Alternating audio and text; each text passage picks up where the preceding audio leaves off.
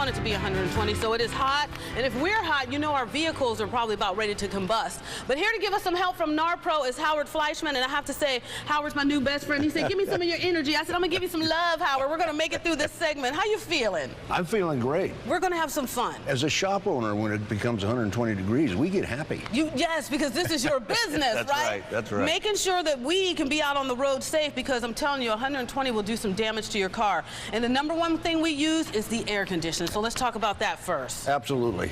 I brought a control panel with me because a lot of people don't realize if they want their air conditioner to work at best efficiency, put it on recirculate when you first get in. Oh, that's a good tip. Use the air from inside the car. It cools down and it cools it faster. Nice to know. I would have never thought of that. And if you're not sure if it's working, grab one of these. You know what that is? No, what does this do? Tell you the temperature? Yeah, but it's a meat thermometer. I grabbed it out of my wife's drawer this morning. You can use a meat thermometer to test your air conditioning coolant. Stick it in the cooling vent. If you're running someplace between 42 and 48 degrees, your air conditioner's working great. 42 to 48 is perfect. Yep. That's what we want, 42 to 48. Now, what if it's not that? Then you need to go to a shop. First of all, you got to figure out what's going on. If you're getting airflow, then you need to go to a shop and have them check the system. If you're not getting airflow, ooh, and those look bad. Check your internal filter.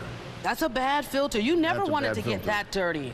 So inside your car, you've got a filter system, and if it's filtering and the air's flowing well, you know the filter's probably okay, or unless it starts smelling. Okay, that's another You start hearing a little bit, feeling a little bit of an odor. But that's the first basic look if you don't have volume.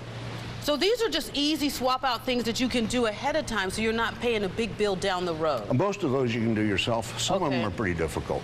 Well, what I love, okay, we're going to give you a little information and insight on NARPRO in case you've never heard of them before. NARPRO takes and refers you to other mechanics throughout the valley, but they have to pass, what is it, a 26-point inspection. And they're answerable to the NARPRO group, which is a bunch of shop owners. So we hold ourselves accountable and make sure that the customer is treated the way it should be treated, priced fairly, and a good job.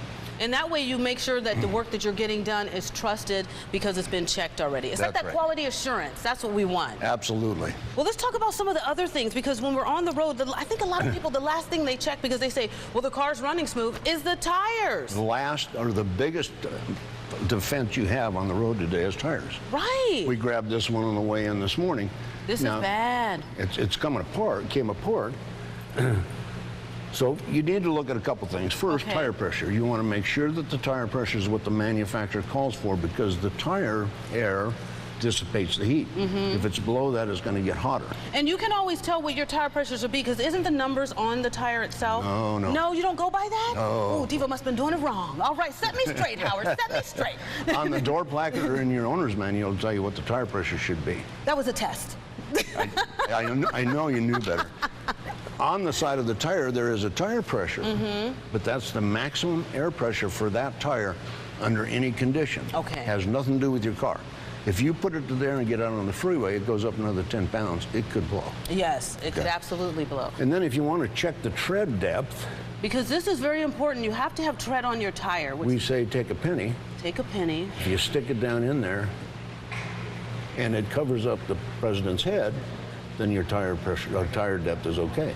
All right. If it does not, then the tire needs to come off of the vehicle. And these, again, are the basic things that you can do before you hit the road. You can always take, and, you know, once you get that mechanic that you trust, since you've went through the NARPRO system, they can check these basic things for you to let you know whether or not, hey, you need to get 2 new tires and rotate them out. Yep. So you and NARPRO will be glad to put it up in a rack and check it. And unfortunately, a lot of the cars now have the big fenders that cover up the tires. You can't see what's happening on the inside of that tire. So have somebody put it in the air and check it out. Little things, too, that we might neglect that you want to be aware of, even though it doesn't rain very much here, are windshield wipers, because they get beat up by the sun.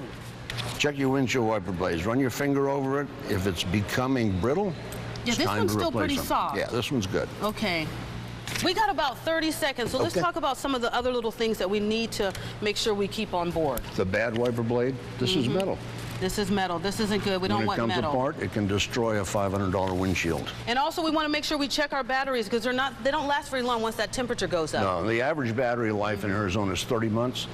The best thing you can do is stop in a shop. We have electronics now that can test the condition of the battery and tell you if you've got a battery nearing completion.